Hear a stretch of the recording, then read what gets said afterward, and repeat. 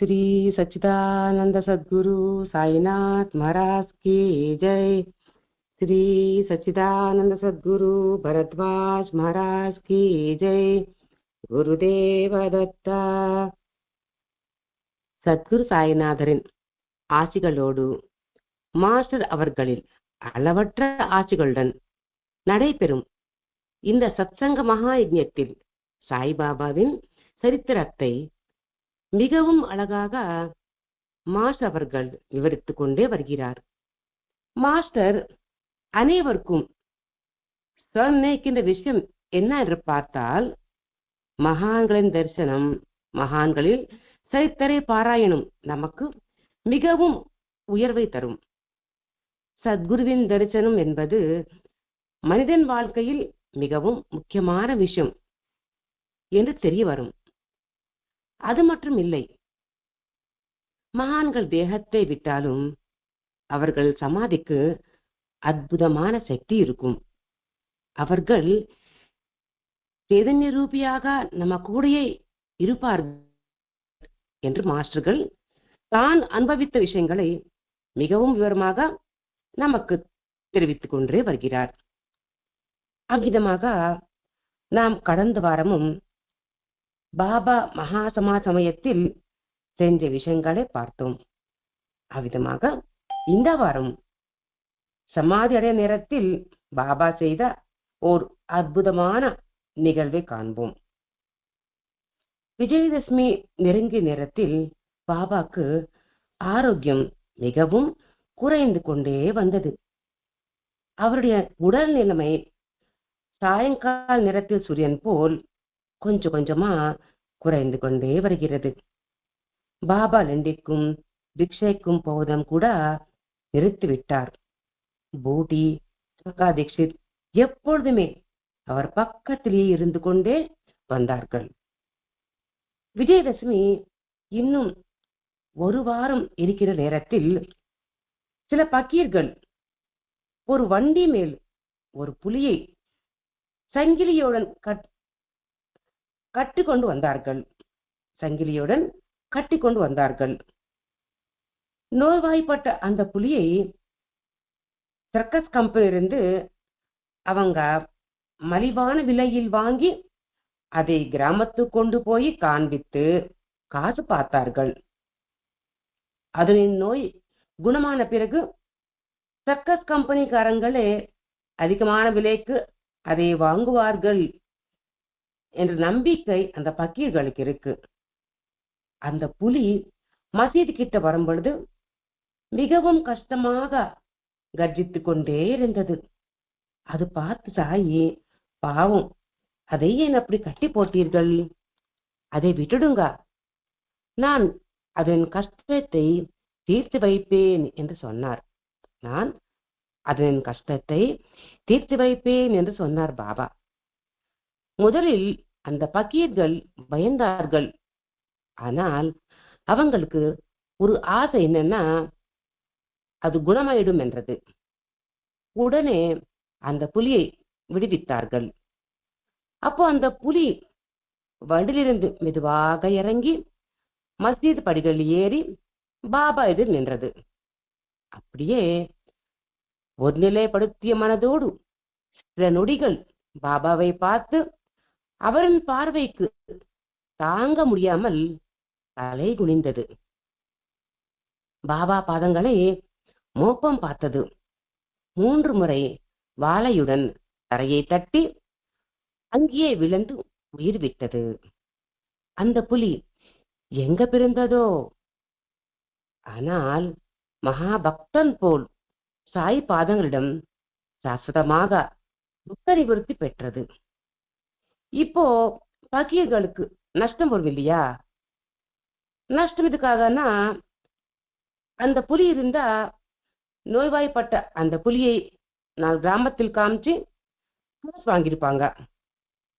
இப்போ அது முடியாதனால் அவங்க நஷ்டப்பட்டாங்க அப்படின்ட்டு பாபா அந்த ரூபத்தில் இருந்த தன்னுடைய பக்தனை தம்மிடம் கொண்டு வந்ததுக்கு ஒரு நன்றி தெரிவிக்கிற மாதிரி அவங்களுக்கு நன்மை செய்யணும் என்ற எண்ணத்தில் 50 ரூபாய் கொடுத்தார். யோசிச்சு பாருங்க, அந்த காலத்தில் 50 ரூபான்னா ஒரு சவர தங்கம் 15 ரூபாய் வித்த காலம் அது. அந்த மகராஜன் போல் இந்த சாய் மகாராஜ் கூட ருணான் பந்தத்தால் தன்னிடம் வருகின்ற அனைவருக்கும் தம்மேல் ஆதாரம் கொண்டு வந்து வாழ்கின்ற அனைத்து உயிரங்களுக்கும் அவ்வளோ நோய்வா கஷ்டத்திலையும் அவர்களை வந்து பார்த்து கொண்டே இருக்கிறார். அந்த புலி மாதிரியே பாபாவும் இனி எனக்கு விடுதலை வேண்டும் என்று சொல்றதுக்கு இது ஒரு சின்னம் போல் இருந்தது. விஜயதசமி இன்னும் 4 நாட்கள் இருக்குது. அன்னைக்கு பாபா நந்து மார்வாடி மனைவியுடன் சொன்னார், எனக்கு துவாரகாமாயிலேயோ சாவடிலேயோ இருக்கணும் என்றால் நல்லா இல்லை, நான் பூட்டிவாடாக்கு போகிறேன் என்று சொன்னார். நான் பூட்டிவாடாக்கு போகிறேன் என்று சொன்னார். அங்க எனக்கு பெரிய பெரியவர்கள் சேவை செய்வார்கள் என்று சொன்னார் பாபா. இங்க பெரியவர்கள் சேவை செய்வார்கள் அப்படின்னா காசில் பெரியவர்கள் அப்படி நினைத்தா அது பூட்டி விட யாரும் இருக்க மாட்டாங்க. சேவையை நினைத்தா பூட்டி முரளிதரனுக்காக கட்டி கொண்ட அந்த வீட்டில் பாபா சமாதியை வைப்பதுதான் பெரிய சேவை. அதனால் இங்க பாபா சொன்ன பெரியவர்கள் என்றால் மகான்கள். பாபா சொன்ன பெரியவர்கள் என்றால் மகான்கள். எண்ணற்ற மகான்கள் பாபா மகா சமாதியை தரிசனம் பண்ணி பாபாக்கு சேவை செய்தார்கள் என்றது பிறகு நாம் காண்போம். பாபா எல்லோரிடையும் சொல்றார், நீங்கள் யாரும் கஷ்டப்படக்கூடாது என்று. பாபாக்கு உடம்பு நல்லா இல்லாம இருந்தாலும் ஒரு நாள் கூட அவர் ஓய்வு எடுக்கவில்லை. ஒரு நாள் கூட அவர் ஓய்வு எடுக்கவில்லை. நாள் முழுவதும் அமர்ந்திருந்தார். வரபக்தர்களுக்கு ஊதி கொடுத்து கொண்டே இருந்தார். அக்டோபர் 15, 1918 விஜயதசமி விடிஞ்ச உடனே மிகவும் பலகீனமாயிட்டார். ஆனால் தரிசனத்துக்கு வர எல்லா பக்தர்களுக்கும் ஆசீர்வாதம் கொடுத்து ஊதி கொடுத்துட்டே இருந்தார். இதுக்குள்ள தாத்தியாக்கு நாடி ரொம்ப பலகீனமாயிடுச்சு. ராமச்சந்திர பாட்டில், பாலா ஷிம்பி பயந்து கொண்டே இருந்தாங்க. அந்த வார்த்தை பாபாக்கு வந்து சேர்ந்தது. ஆரதி முடிஞ்ச உடனே பக்தர்கள் அனைவரையும் மத்திய உணவுக்காக அனுப்பினார் பாபா. ஸ்ரீமதி லட்சுமிபாய் ஷிண்டே, பாகோஜி, பையாஜி, அப்பா குத்தே பாட்டில், ஷியாமா மற்றும் பாபா கிட்டேயே இருந்தார்கள். அப்போ பாபா வந்து, எனக்கு இங்க நல்லா இல்லை, என்னை அந்த பூட்டி வாழ கூட்டு போங்கோ, அங்க எனக்கு சுகமாக இருக்கும் என்று சொன்னார். அவர் அவரின் பீட்டம் மேல் உட்கார்ந்து மாதவ் பிளஸை கிட்ட கேட்டு தாம்பூலம் ஒட்டுக்கிட்டார். அதுக்கு பிறகு அவர் நீரறிந்து கொண்டு இருந்த நேரத்தில் பாதி தண்ணி வெளியே வந்தது. அவரால் முழுங்க முடியலை. அவர் கண்கள் நீரோடு நிறைந்தது. அப்போ லட்சுமிபாய் ஷிண்டே அவங்களை பாபா கூப்பிட்டு முதலில் 5 நாணயங்களை, பிறகு 4 நாணயங்களை கொடுத்தார். இவை பத்திரமாக வைத்துக்கொள் என்று சொன்னார் பாபா. அப்துல்லாவை வர சொல்லி செய்தி அனுப்பினார். அப்துல்லா சில நேரம் கழித்து வருவேன் என்று சொன்னார். பாபா அப்போ மெதுவாக சிரிச்சு விட்டுட்டார். எனக்கு மசீதில் நல்லா இல்லை, என்னை பூட்டிவாடா கூட்டி போங்கோ அப்படி என்று சொல்லி பையாஜி அப்பா கோதே பாட்டில் பக்கம் சாய்ந்து கண்மூடினார். பாபாஜி அதை பார்த்து நிமோன்களிடம் சொன்னார். அவர் சாய்வாயில் கொஞ்சம் நீரை ஊற்றினார். அது வெளியே வருவதை பார்த்து எல்லோரும் மிகவும் சுகமாக அழ ஆரம்பிச்சாங்க. இது கேட்ட உடனே டாக்டர் பிள்ளை பாபாக்கு நாடியும் பார்த்தார். பாபா இந்த உடலை விட்டுட்டார் என்ற வார்த்தை கேட்ட உடனே பக்தர்கள் அனைவரும் மிகவும் கஷ்டப்பட்டு கொண்டே அழுந்து கொண்டே மசீதுக்கு வந்து சேர்ந்தாங்க. பாபாவோட தேகத்தை உட்கார வச்சாங்க. நிறைய பக்தர்கள் வந்து கூடினாங்க. அந்த கூட்டத்தில் பாபாவை பார்ப்பதற்கு 5 மணி நேரம் ஆனது.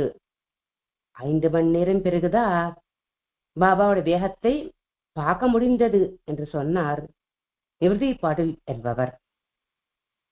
பாபாவுடைய உடலை மேல் எண்ணற்ற பூக்கள் மாலைகள் வந்து குவிந்து கொண்டே இருக்கிறது. எப்பொழுதும் பயம் என்பது தெரியாத நானாவல்லி கூட அன்று கண்ணீர் விட்டார். நானாவல்லி கூட அன்னைக்கு கண்ணீர் விட்டார். சிறிது நேரம் பாபாயிடம் இருந்து மாருதி ஆலயத்துக்கு சென்று விட்டார். அப்பத்திலிருந்து 13 நாட்கள், ஓ மாமா, நீ இல்லாமல் நான் வாழ முடியாது என்று பாடிக்கொண்டே அழுது கொண்டே உணவும் உண்ணாமல் அவர் சமாதி அடைந்தார். சாய்பாபாவின் கோரிக்கை ஏற்றுக்கொண்டு எல்லாரும் பாபாவுடைய உடலை பூட்டிவாடாவில் சமாதி செய்ய முடிவெடுத்தார்கள். ஆனால் அதுக்குள் குசாஜன் என்றவர் தலைமையில் சில முஸ்லிம்கள் உம்முடைய தர்மத்துக்கேற்று அவருடைய தேகத்தை வெளியேதான் சமாதி செய்ய வேண்டும் என்று சொன்னார்கள். பக்தர்களுக்குள் வாதம் வந்துரும். கடைசியில் 2 பட்சங்கள் இருக்கிற மக்கள் கிட்ட அவர்களின் கைவப்பம் எடுத்து பார்ப்பாங்க. அவருடைய சங்கல்பம் தான் நிறைவேறும். பிறகு முரளிதரனுக்காக நிர்மித்த பூட்டிவாடாவில் இருந்த அந்த மந்திரத்தில் பாபாவுடைய தேகத்தை அக்டோபர் 17 அன்னைக்கு சமாதி செய்தாங்க. அதுக்கு மேல் பாபாவுடைய படத்தை வைத்தாங்க. பாபாவுடைய இறுதி சடங்கை பாலாபாட்டி என்பவர் பார்த்தார்.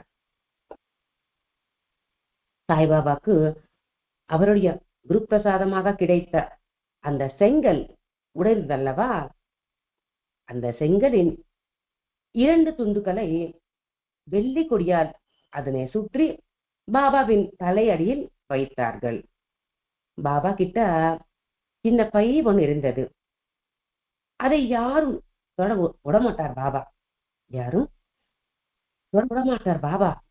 மகா சமாதிக்கு பிறகு பார்த்தால் அதில் காசிராம் எப்பவோ பாபா சமர்ப்பித்த பச்சை நிற கக்னியும் தொப்பியும் இருக்கும். அதையும் சமாதியில் வைத்தார்கள். அன்னைக்கு எல்லா பக்தர்களும் சேர்ந்து 2400 ரூபாய் சேர்த்து மிகப்பெரிய அளவில் அன்னசந்தர்ப்பணம், அதாவது நாராயண சேவை செய்தார்கள். பாபா உயர்விடுவதற்கு முன்பு 2 காரியங்கள் பண்ணுவார். லக்ஷ்மிபாய் சிண்டேக்கு 9 காசுகள் கொடுத்தது 1, அப்துல்லாவை அழைத்தது 2வது. இங்க நம்ம எல்லோருக்கும் தெரியும் 9 காசுகள் என்றால் நவவித பக்தி என்றது. சோ அந்த நவவித பக்திக்கான பொருள் என்ன சொல்லிருக்கிறார் என்றது நாம் மிக பார்க்கலாம். பரத்வாஜ மாஸ்டர் வந்து மிகவும் டீட்டெயிலாக நமக்கு சொல்லியிருக்கிறார். சரி, நவவித பக்தி வகைகள் என்ன என்பது பார்க்கலாம். முதலாவது சிரவணம், அதாவது கேட்பது, கதாகாலக்ஷேபம் கேட்பது, நல்ல விஷயங்களை கேட்பது. இதுக்கு எக்ஸாம்பிளாக பரீட்சை மகாராஜாவை பற்றி சொல்லிக்கலாம். 1 வாரத்தில் அவர் மரணிப்பார் என்று தெரிஞ்சு அந்த 1 வார காலத்தில் சுகமஹர்ஷியிலிருந்து பாகவதம் சிரவணம் செஞ்சு அவர் முக்தடைந்தார். 2வது கீர்த்தனம், பகவானுடைய லீலைகள் கானம் பண்ணுவது வந்து கீர்த்தனம். இதுக்கு எக்ஸாம்பிளாக ஔவையார் பற்றி சொல்லிக்கலாம், நாரத மகர்ஷி, மீராபாயி, தியாகராஜர், இந்த மாதிரி எத்தனை பேரும் பகவானுடைய லீலைகள் கானம் செஞ்சு முக்தடைந்தார்கள். 3வது ஸ்மரணம், அப்படின்னா அனன்ய சிந்தனை, எப்பவுமே பகவானை நினைத்து கொண்டே இருப்பது. இது எக்ஸாம்பிளாக பிரகலாதன் பற்றி சொல்லிக்கலாம். அவர் எப்படிப்பட்ட கஷ்டத்தில் இருந்தாலும் பகவானுடைய நாமத்தை சொல்லி முக்தி அடைந்தார். 4வது பாத சேவை. பாத சேவை என்று சொன்ன உடனே எல்லோருக்கும் என்ன தோணும்னா, சுவாமியார் என்று சொல்லறவங்களை கூப்பிட்டு சுவாமியார் என்று சொல்றவங்களை கூப்பிட்டு அவங்களுக்கு ஒரு 10,000 20,000 கட்டி சேவை பண்றது என்று நினைப்பாங்க. ஆனால் உண்மையான பாதை சேவை அது கிடையாது. பகவானுடைய பாதங்களை எந்நேரம் ஸ்மரித்துக் கொண்டே இருப்பது. அவர் பாதங்களை சிறடைவது என்றால் நாம் நம் தலையை அவருக்கு அடகு வைத்த மாதிரி கணக்கு. அதனால் அந்த பாத சேவைக்கான பொருள் தெரிஞ்சுக்கிட்டு இருக்கணும். பாத சேவைக்கு எக்ஸாம்பிளாக லக்ஷ்மணர் பற்றி சொல்லிக்கலாம். அவர் எப்பவுமே ராமர் கூடயே இருந்து ராமருக்கு சேவை செஞ்சு முக்தி அடைந்தார் லக்ஷ்மணர். 5வது அர்ச்சனை. அர்ச்சனை என்றது நாம் தினமும் செய்கின்ற பூஜையில் ஒன்று. பகவானுடைய குணங்களை கீர்த்தனம் பண்ணிட்டு அர்ச்சனை செய்வது. இதுக்கு எக்ஸாம்பிளாக குரு சரித்திரத்தில் அம்பாதேவி பற்றி சொல்லிக்கலாம். வாழ்நாள் முழுவதும் அர்ச்சனை செய்து தத்தாத்திரேயருக்கு தாயானாங்க அந்த அம்மா. அடுத்தது நமஸ்காரம் என்று சொல்லப்பட்டது. நமஸ்காரம் என்றால் 2 கைகள் சேர்த்து நமஸ்காரம் பண்ணுவது. 5 ஞானேந்திரியங்கள் 5 கர்மேந்திரியங்கள் சேர்த்து அவருக்கு நமஸ்காரம் பண்ணுவது. இந்த ஆர்கான்ஸ் வச்சு எந்த வேலை செஞ்சாலும் அவர் சொன்ன மாதிரி, அவர் விரும்புற மாதிரி, அவர் புகழ்ற மாதிரி நாம் எல்லா வேலையும் செய்யணும். அதுக்கப்புறம் சக்கியம், அதாவது ஃப்ரெண்ட்ஷிப். கடவுளை ஃப்ரெண்டா நினைத்து நேசிப்பவங்க நிறைய பேர் இருக்காங்க. அதாவது ஸ்நேக பக்தி என்று சொல்லுவாங்க. இது எக்ஸாம்பிளாக சேரன் பற்றி, அர்ஜுனன் பற்றி, கோபிகளை பற்றி இந்த மாதிரி நிறைய பேர் இருக்காங்க சொல்லிக்கிறார். இன்னொன்று தாஸ்யம், அதாவது நீ எஜமான், நான் வேலைக்காரன். பாபா சொன்னார் இல்லையா, அல்லா மாலிக் அப்படி என்று ஞாபகம் வச்சுக்கிட்டு வாழ்வது. தாசபக்திக்கு எக்ஸாம்பிளாக ஆஞ்சநேயர் பற்றி சொல்லிக்கலாம். அடுத்தது ஆத்ம நிவேதனை. அதுதான் கடைசி. நம்ம மனசுக்குள்ளேயே அவர் இருக்கார், மனசுக்குள்ளேயே இருக்கார், அவர்தான் சாஸ்திரமானவர் என்ற எண்ணம் கொண்டு அந்த மனசை எந்நேரம் அவர் பற்றி நினைத்து கொண்டே அவருக்கு அர்ப்பிக்கிறது. பகவானுக்கு தன்னை அர்ப்பணிக்குத்தான் ஆத்ம நிவேதனா என்று சொல்லப்பட்டது. எக்ஸாம்பிளாக பலி மகாராஜாவை பற்றி சொல்லிக்கலாம், அம்பரீஷ் மகாராஜா பற்றி கூட சொல்லிக்கலாம். இந்த 9 தான் நவவித பக்திக்கு என்று சொல்லப்பட்டது. பாபா லட்சுமிபாய் ஷிண்டேவா கூப்பிட்டு முதலில் 5 காசுகள், பிறகு 4 காசுகள் தந்தார். இந்த மாஸ்டர் கேட்கிறார், 9 காசுகளும் பாபா ஒரே வாட்டி இந்த அம்மாவுக்கு கொடுக்கலாமே, முதலில் 5 காசுகள் பிறகு 4 காசுகள் ஏன் கொடுத்தார்? அதுக்கான உள்ள அர்த்தம் என்ன என்றது நம்ம யோசிக்க சொல்றார் மாஸ்டர் அவர்கள்.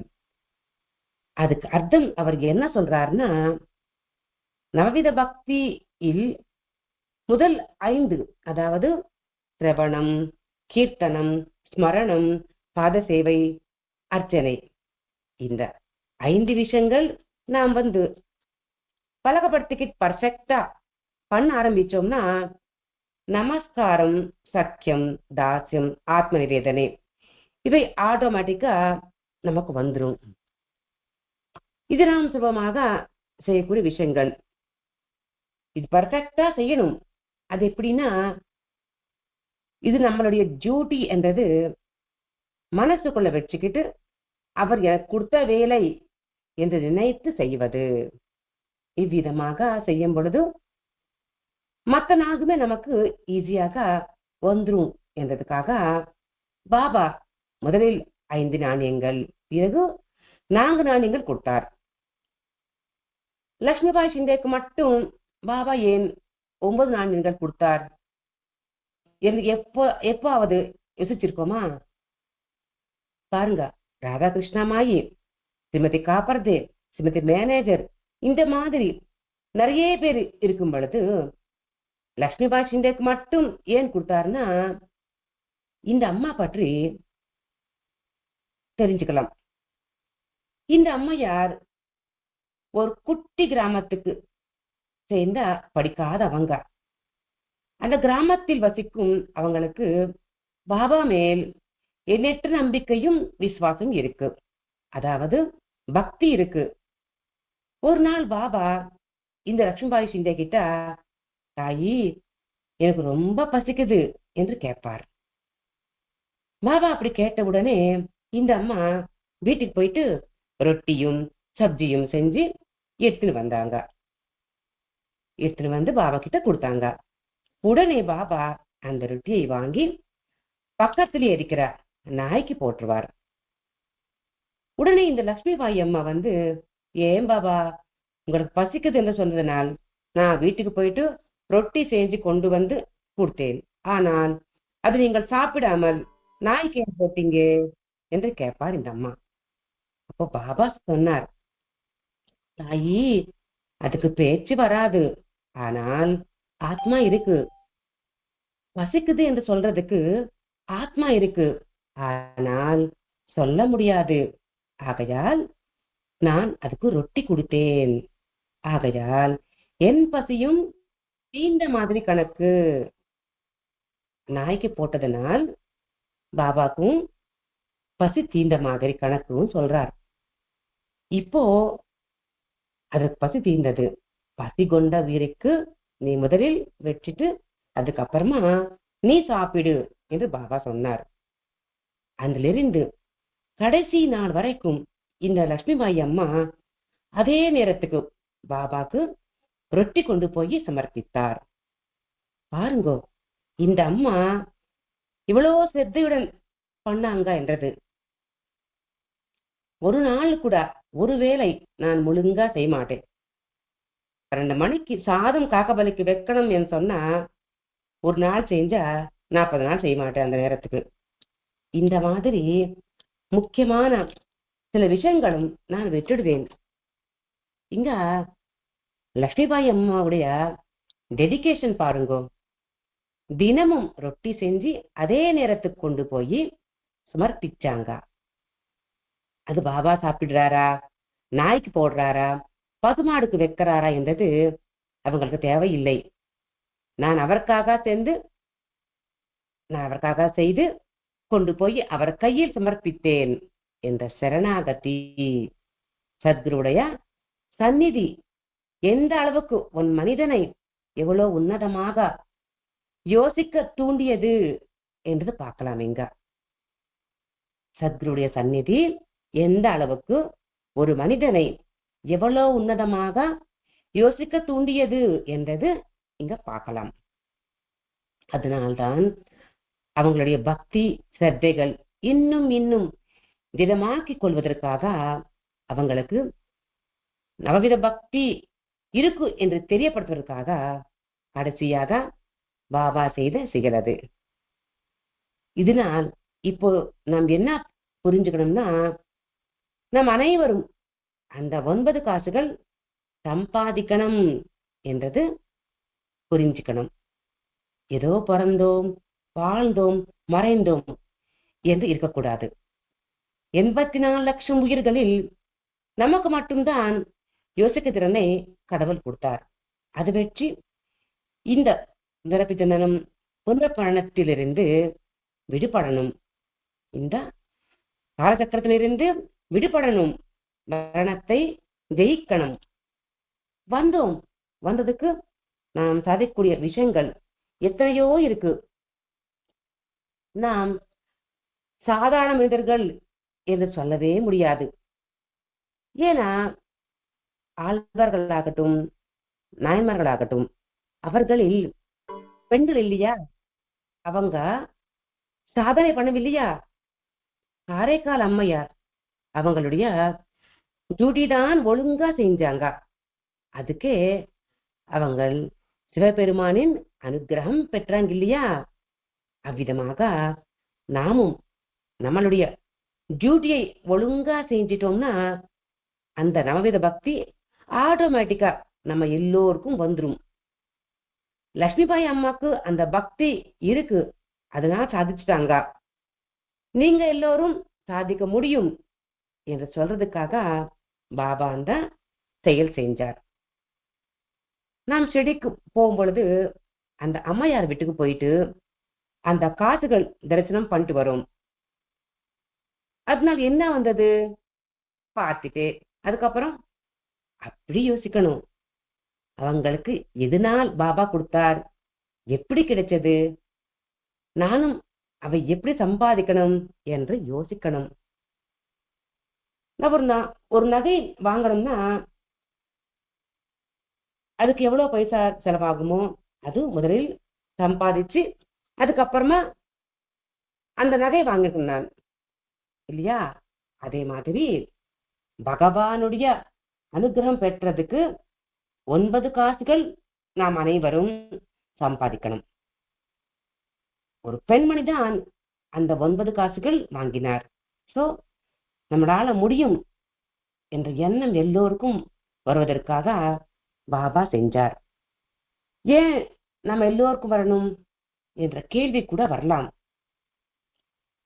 யாரோ ஒருத்தர் பாபா கேசரி செஞ்சு கொடுத்தா நாமளும் அதானே பாபாக்கு பிடிக்கும் என்று நைவேத்தியமா வைக்கிறோம். அதே மாதிரி ஒரு ஏழை பெண்மணி அவங்கக்கிட்ட இருக்கிற ஒரே ஒரு கத்திரிக்காய் வச்சு சாதம் செஞ்சு கொடுத்தா இல்லையா, பாபாக்கு செஞ்சு கொடுத்தாங்க. நாம் அனைவரும் செய்றோம் இல்லையா? அதே மாதிரி நாம் எல்லோரும் செய்வதற்காக பாபா அந்த செயலை செய்தார்.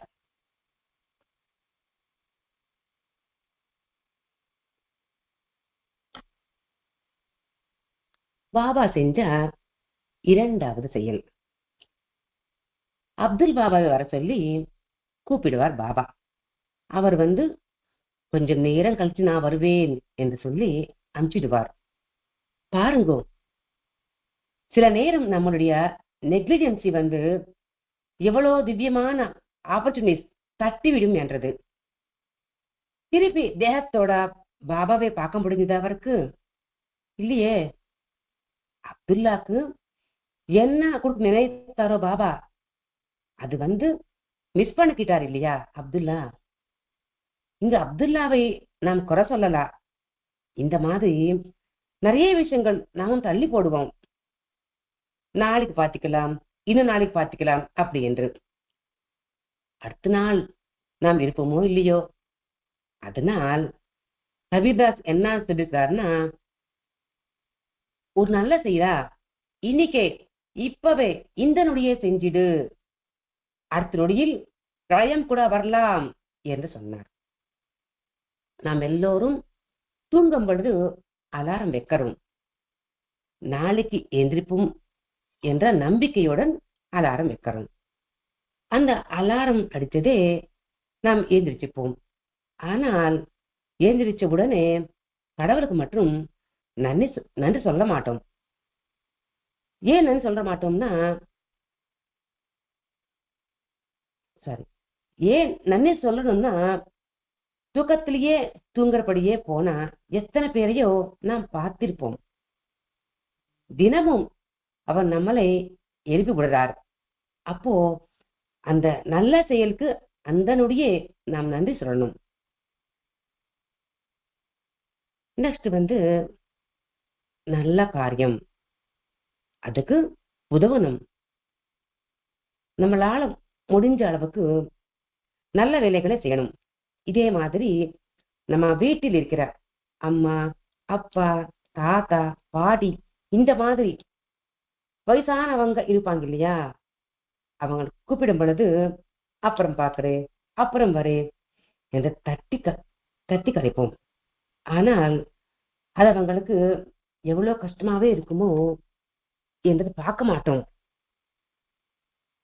அவங்க நம்ம பின்னாடியே ஓடி பார்க்கிற காலத்தில் அவங்க நம்ம பின்னாடியே சுத்தி சுத்தி இருந்தாங்க. இப்போ அவங்களால் ஓட முடியாதனால்தான் அவங்க ஒரு இடத்தில் உட்கார்ந்துட்டு இருக்காங்க. சோ நாம் அவங்களை மதிக்கணும். இதே மாதிரி ஒரு செயல் நடந்தது. ஒரு நாள் ஒரு அம்மா மதியம் சுமாரா 11 மணி நேரத்தில் நம்ம சுலூர்படை சத்சங்கத்தில் இருந்த ஒருத்தர் கிட்ட, அம்மா கொஞ்ச நேரம் எனக்கு சத்சங்கம் சொல்லு, இன்னைக்கு எனக்கு கேட்கணும் என்ற ஆசையா இருக்கு அப்படின்ட்டு கேட்டாங்களா. இந்த அம்மா அத்த ஈவினிங் நம்ம எப்படியும் சத்சங்கம் கேட்க போறோம் இல்லையா, அதுக்கு எல்லாமே ரெடி பண்ணணும், அதனால எனக்கு வேலை இருக்குமா, இப்போ நான் வீட்டுக்கு போய் எல்லா வேலையும் முடிச்சுட்டா தானே இவன் சத்சங்கத்துக்கு ரெடி பண்ண முடியும், அதனால எனக்கு இப்ப முடியாதத்தா என்று சொன்னாங்களா. இல்லம்மா, ஒரு 2 வார்த்தைகளாவது சொல்லிட்டு போய அப்படி கேட்டிருக்காங்க. இவங்களுக்கு வீட்டில் வேலை இருந்ததுனால் இவங்களும் நம்ம எப்படியாவது சாயங்காலம் கேட்க போறோம் இல்லையா என்று சொன்னாங்க.